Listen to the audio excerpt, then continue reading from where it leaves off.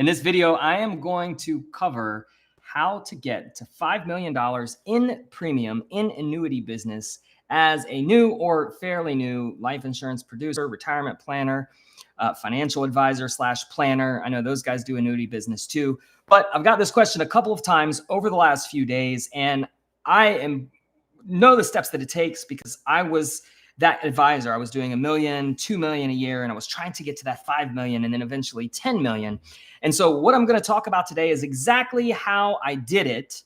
Now, I do want to illustrate that the way that I did it might not be the only way, and it might not be a way that you like, and you certainly don't have to go about it this way, but I can tell you that it definitely worked for me, and it's not the way that you might think.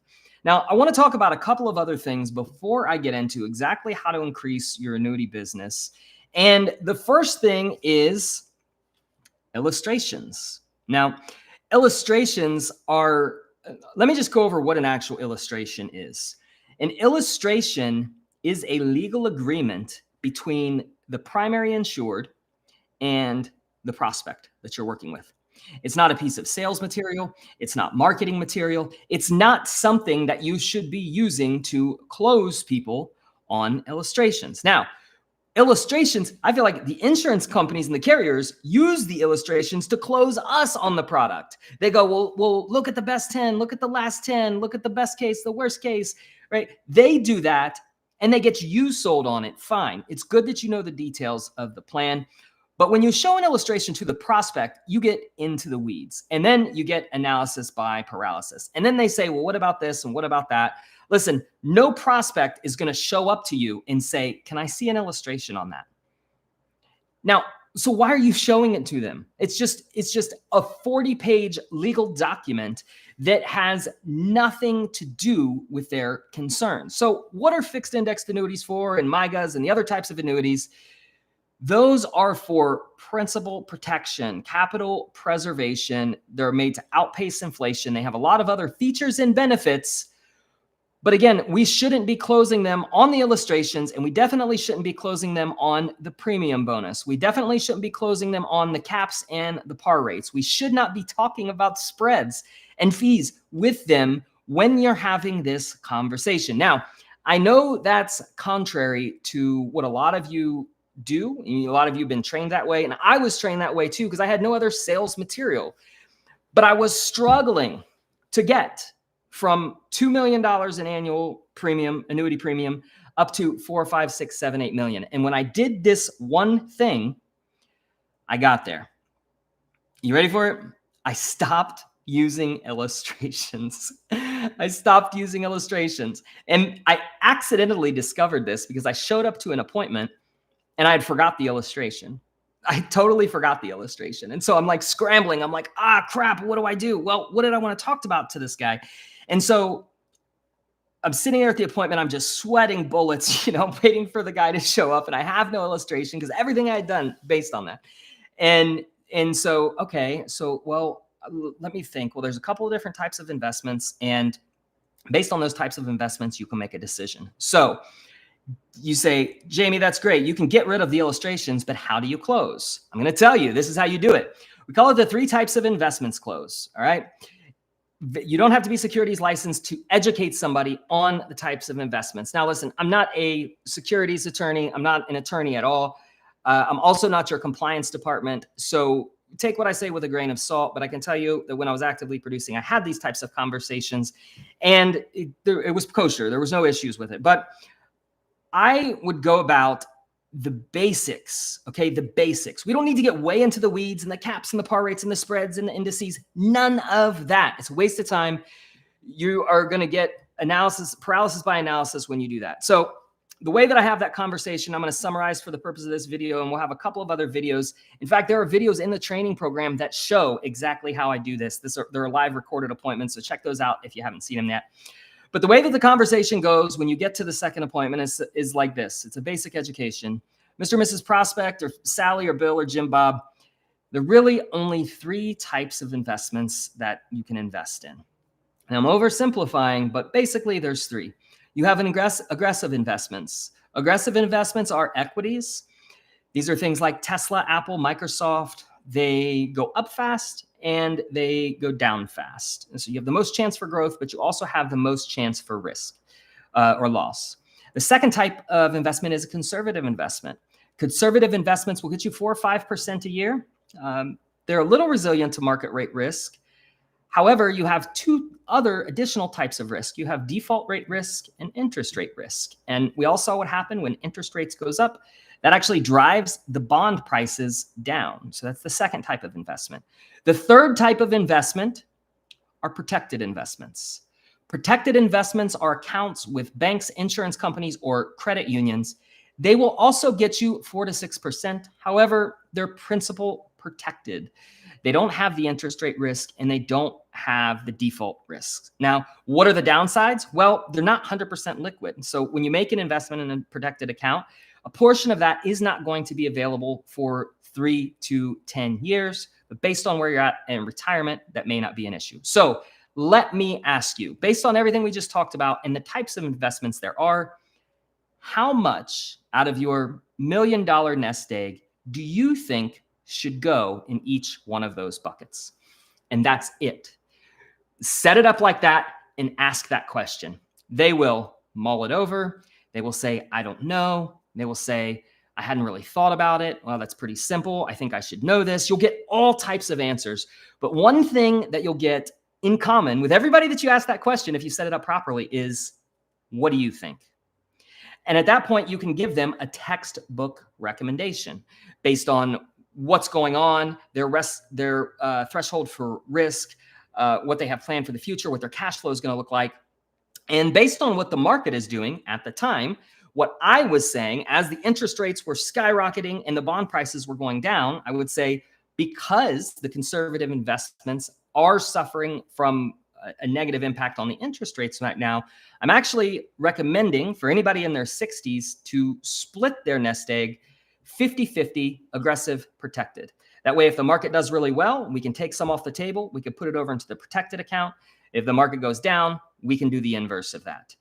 And that's it. So let me ask you, out of that, and by the way, you have to ask that question and not lead them to say more in protected or more in aggressive. Because I know you're obviously thinking like, well, if I say protected and they say 100%, then I'm going to get a bigger commission.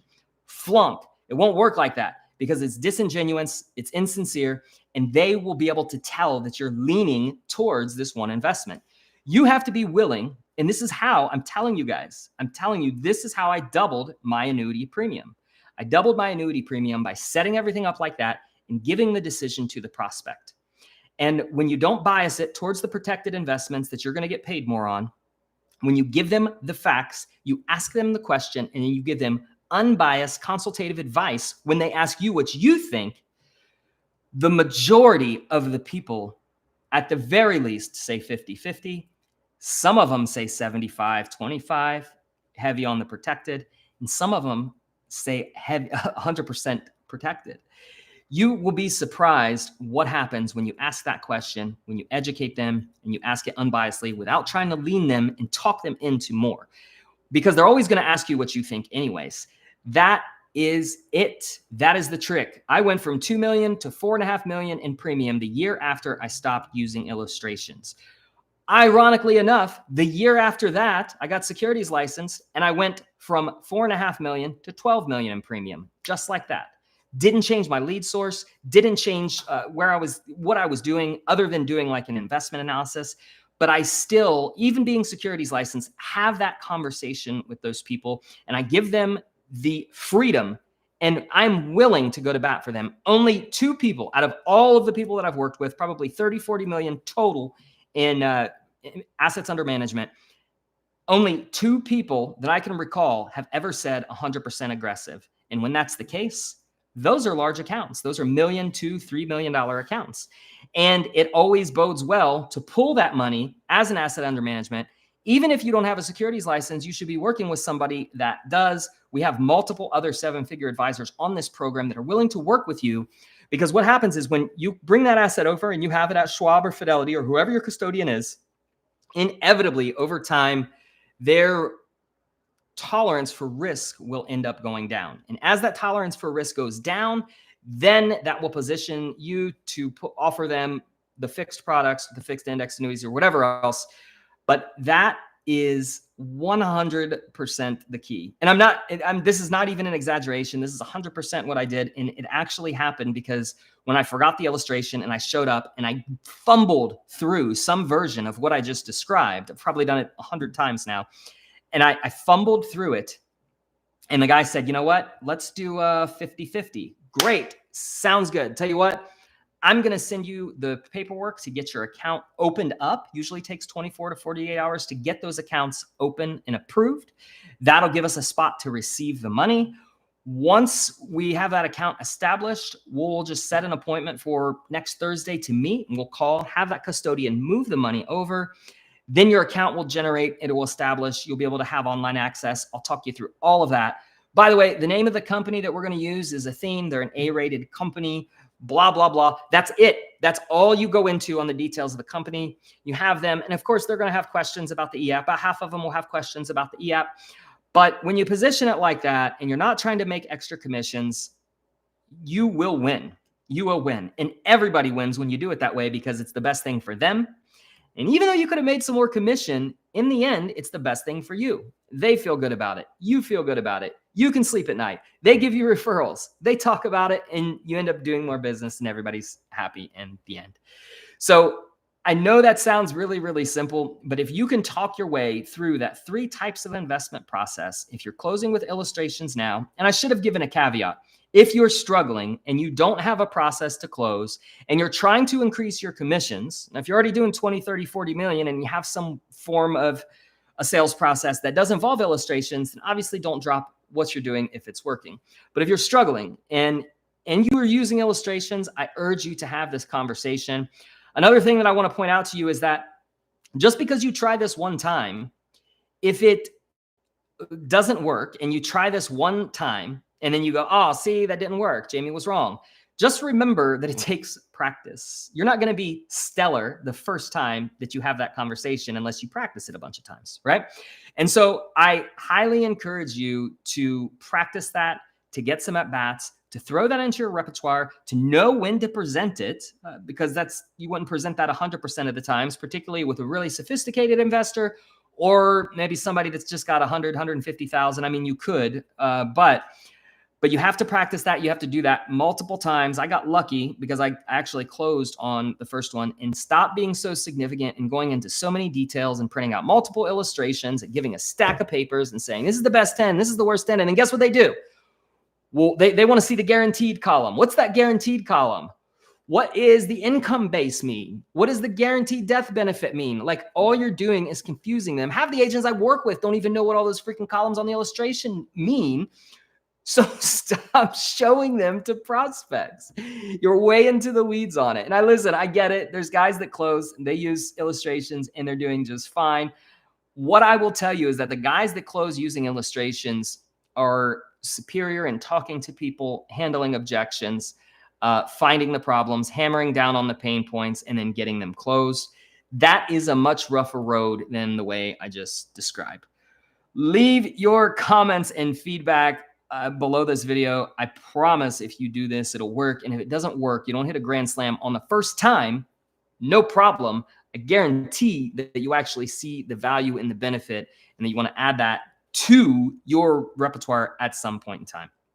That's all I have for today. If you don't know what the 7-Figure Advisor program is, somewhere around this video, there is a link. Tons of resources for financial services professionals, including marketing, coaching, lead gen. We set appointments for you. We do all types of stuff. It's a ton of value. You won't find a better deal anywhere else. My name is Jamie with the 7-Figure Advisor, and I'll see you next time.